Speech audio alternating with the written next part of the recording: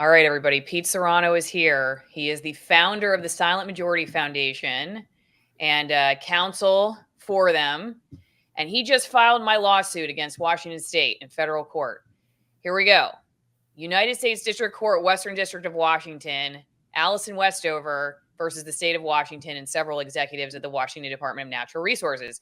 First point to clarify, my real last name is Westover. Surprise! My middle name is Morrow, and I'll just run people through this real fast. I don't talk about this very often, mostly because I like my privacy. That's how I decided to use my middle name in broadcast television when I was in TV news. I used to be Allison Morrow Abrahamson. No one could say Abrahamson. So I just said, I'm going to go by Allison Morrow.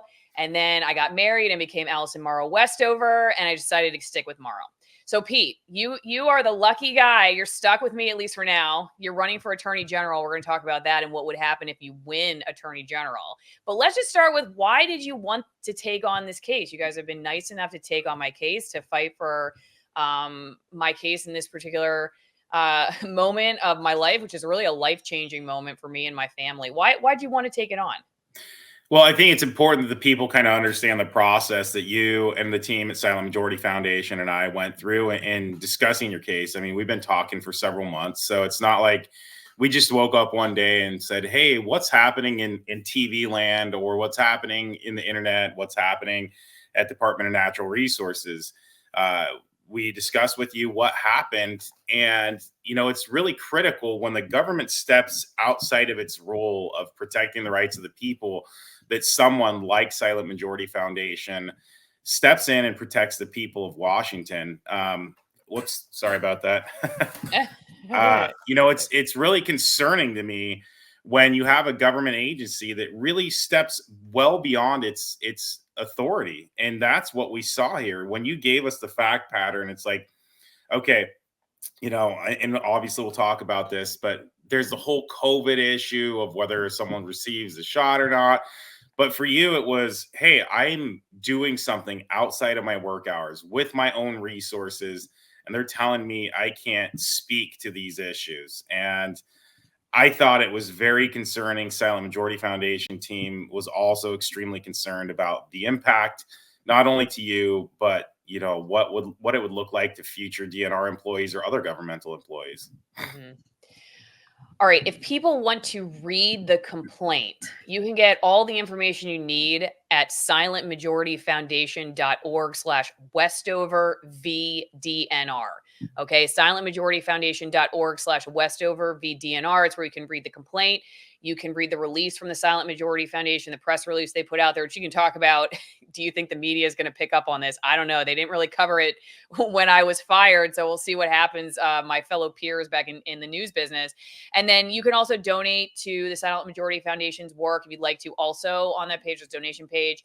I just started Give Send Go, givesendgo.com/Allison Free Speech Fight. Just to pay for travel back and forth to Washington, babysitters, time off the podcast, that kind of stuff too. Thank you to everybody who's already donated to both. Pete, one question that a lot of people have, and this comes over actually from locals right now. So to show it, if you're on my editorial board, you get to put questions in ahead of time for interviews. It's a great way to support my work too through all this. And you'll get to put in your questions as we go through this process. One of the, I think, the parts I'm looking forward to is to be able to show people firsthand what it is like to go up against the government. I have interviewed so many people in this situation. And frankly, one of my favorite parts of being a journalist was being able to see things firsthand, not just take someone's word for it, but see how this all works myself. So I'm really interested in this, and I'll get to show you that firsthand. Join the editorial board, AllisonMorrow.locals.com. And Magpie asks, not to be a pessimist, but Washington judges have been notoriously left-leaning, siding with the state. Do you think your case will end up at SCOTUS, praying that Dave Larson wins his position? No, and Pete too. Who's Dave? I don't even know if I know who Dave Larson is. Who's Dave Larson? So let's start from the back end of that. Yeah, I mean, first thing is hopefully I do win my attorney general race. Dave Larson is actually he's become a friend of mine. He's kind of becoming a mentor. He's a judge in Federal Way, which is up in Pierce County, and he's running for state Supreme Court. So I mean, Judge Larson would be a phenomenal addition to our state Supreme Court. He won't impact things back east at the U.S. Supreme Court. Look, so I guess that begs the question. As you started off, we're in federal court here. we're not in state court. So that's the first nuanced issue that we need to discuss about. Some of the judges in the Western District of Washington have been favorable, some have been disfavorable. I think the most important thing of your case is, even though it comes partially birthed out of the COVID time and COVID's related to it, this is a true free speech issue. And so some of the notions and the concerns about some of these judges and um, whether it's biased or perceived bias towards COVID issues, I don't think those are going to play into this. We set this up as a straight free speech, freedom of association, freedom of press, and then the question of whether or not they properly terminated you with or without a Loudermill hearing, which, that's all kind of secondary issues to what does the Constitution say and what are your rights. So I do think there's a great opportunity to win this at the trial court, the district court where we filed this.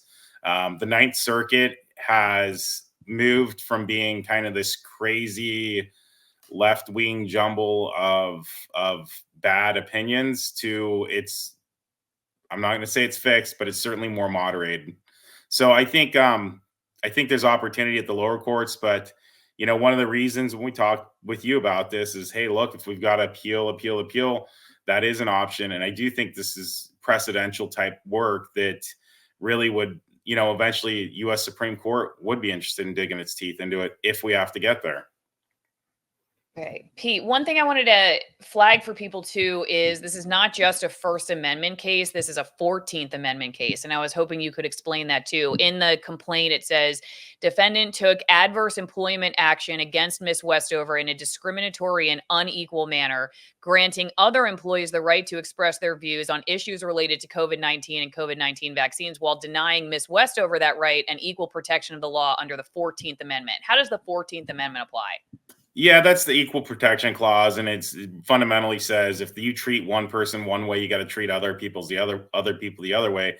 And to your point, if other people are speaking out or just speaking up for whatever reason they want, and they're not getting the same negative treatment, obviously you lost employment. Others didn't. So that's the Equal Protection Act. That's the equal protection element of this action under the 14th Amendment. Again, it's fundamentally you were treated differently, disparately than your colleagues, and that's really what we're digging into. That is that constitutional amendment makes sure that the law applies fairly and equally across the board. And so, again, because of the way you were handled, it really fundamentally it brings that 14th Amendment claim into it.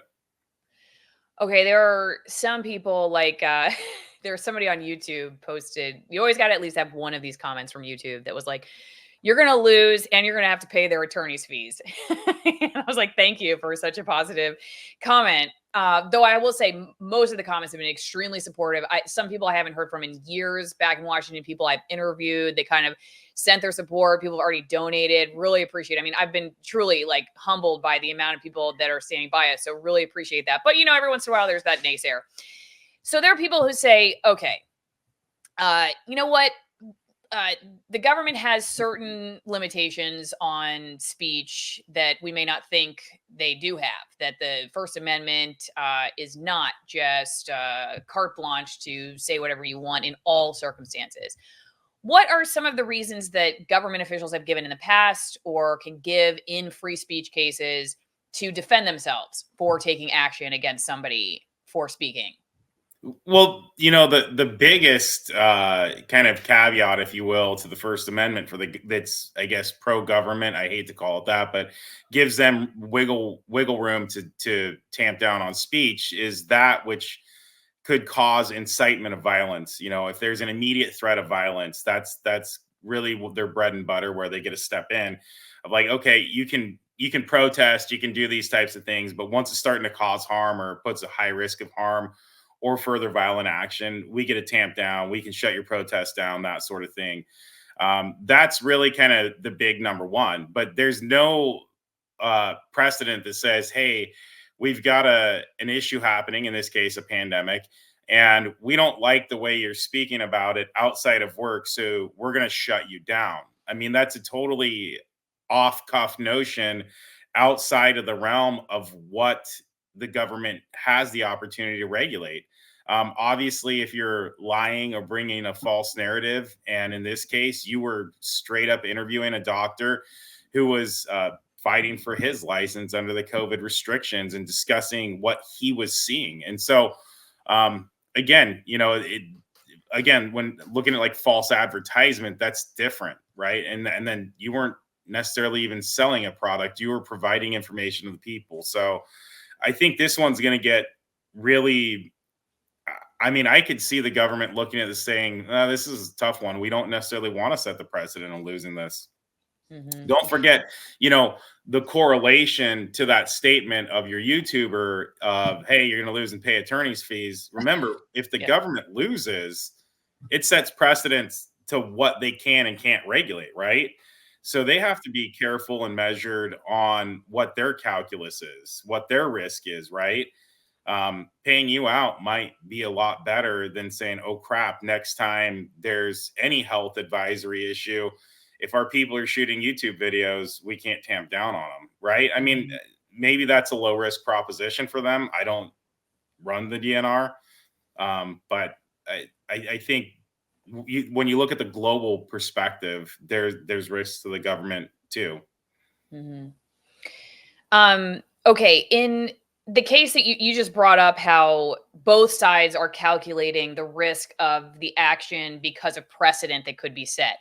In the case of the Silent Majority Foundation, since you all take on constitutional cases, I'm curious, could you talk a little bit more about that? How you make a decision, because if in the event that you lose, it's not just like a blank slate, right? It can help the other side in the future, or I guess it can, right, it can help it makes the restrictions maybe easier to defend. Am I understanding that correctly? And so that's something that attorneys like yourself take into consideration when you decide to take a case. Yeah, I mean, so just kind of walking back that first question of Silent Majority Foundation, what we did is we structured ourselves. We're a nonprofit, a 501c3, and we intentionally made a broad constitutional target as what we wanted to defend. It wasn't a First Amendment shop for free speech or religion, or a Second Amendment shop for firearms or anything else. Obviously, those are kind of what we do a lot of right now, just given with where legislation in Washington and throughout the United States is taking us. But we have a very, every time we get an opportunity to represent someone, and we do get a lot and we turn away a lot of people. Um, we look at, what do the facts say? What does the law say? Is this a case that could shape the law? If we lose, how does it shape the law? And, we kind of do a weighted approach, if you will, of a risk reward that, okay, obviously I don't control, I wear a suit to court, I don't wear a black robe. I always kind of throw that out, right? I'm not the one making decisions. My team and I decide how we approach cases, but we're not the ones issuing opinions. And so we look at it, if we succeed, then X. If we lose, then Y. And if we have a soft loss, what does that look like? And when I say a soft loss, a judge that may procedurally throw us out and never get to the merits of the case, that sort of thing. And so when we look at your case in particular, let's say the question was, okay, yeah, right, we're in Washington. We know it's not a favorable location. It's not like we're in Oklahoma or Arkansas or even Florida, right, where the Constitution's alive and well. Here, there are folks like us that are keeping it resuscitated on life support. And the question we always have is, do we think that we can win this, and do the facts and the law align in a way that really helps us make further good precedent? And that was really the calculation. And to your point, the converse is, oh crap, if we lose, what does that look like? And I think if we were to lose, and I don't think there's a high probability there, it'd be I don't think it's going to be a precedent setting, loss, in my opinion. I think it would be a judge kind of finagling his way out in your case of protecting you through the Constitution. Okay, in a second, I'm going to ask Pete about how they're arguing in my case that DNR miscategorized my position to and did not afford me my rights during termination. What is a louder mail hearing? All that good stuff. There's nothing that pairs better with reading a lawsuit than drinking some AllisonWinePromo.com. It will help you get through it. It'll make you feel smarter, maybe. I don't know. But these are high altitude, extreme altitude wines. You want to be an extremist? You don't want to go to federal prison? This is a great way to start. AllisonWinePromo.com. You get 6 bottles of amazing wines every 3 months. My aunts, I have a couple aunts, my dad's side of the family. They just ordered. They send me pictures all the time of their favorite Malbecs or whatever else. Clean wines. They were hand selected because of the stuff that I like, which is like no fillers, no artificial stuff, no dyes, family farms. In fact, some of these vineyards have been around for 200 plus years. They're using the same winemaking techniques their families have for generations in extremely remote parts of the world. So go sign up for AllisonWinePromo.com. It's a great way to support the work. And it, like I said, you can have your nice glass of wine. You're reading through my complaint. And like I said, I'm not sure it'll help you understand the complaint anymore, but it will taste really good while you're reading it. I just never, I mean, this is never something I ever predicted I would be a part of, but here we are. So should we talk about why you're running for attorney general? And like, we might not be able to talk to you about this if you win the election. This is the first and last time you'll ever hear from Pete. Yeah, why run for attorney general of Washington State? Yeah, I mean, for me, it was really kind of a calculated decision. I mean, first, I had some friends that were heavily involved in the Republican Party. I mean, I've been fairly involved in the party for the past 7, 8 years here in Washington. But I had a friend who reached out and said, "Hey, look, there's a list of names for attorney general," and my first comment was, "Okay, remove mine." And this is just over a year ago, or just about a year ago, and I was happy. I was happy running Silent Majority Foundation. Things were good. And then as I thought about it more and more, I thought, holy cow, I win attorney general. This really impacts all the things we're litigating and all the things that we can't litigate. And I really thought about that, right? I mean, the tough thing with Silent Majority Foundations, we literally started 3 years ago, me and my kitchen table and a couple of other folks on the board. Now we're up to 5 attorneys, but there's only so much you can do, right? And then amplify that as me becoming the attorney general of Washington, potentially, the opportunity to really impact law, impact constitutional rights, to protect the people of Washington, and then also offer, kind of a soft shield across the nation when Washington's standing for the right thing and on the right side of history. I mean, it's not incremental, it's exponential return on investment, if you want to call it that. And so that's really what led me to it, is the notion that I could reach so much further in that position. And the other thing I want to make sure very clear to the listeners, and especially if anyone's like, well, what are you going to do with Allison's case? I mentioned those 5 attorneys. One of those is myself, the other 4 are other folks. And one day early in the campaign, I said, "So what are you going to do when I'm in Olympia? Are you guys coming with me?" They said no. And at first, I kind of was taken aback, like, wow, do I suck at being a boss, or what's going on here?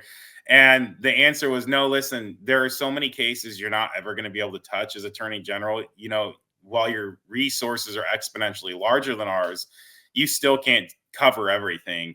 And we want to stay here and fight these fights. And then that, you may be conflicted out with Allison's case or other cases that we've brought.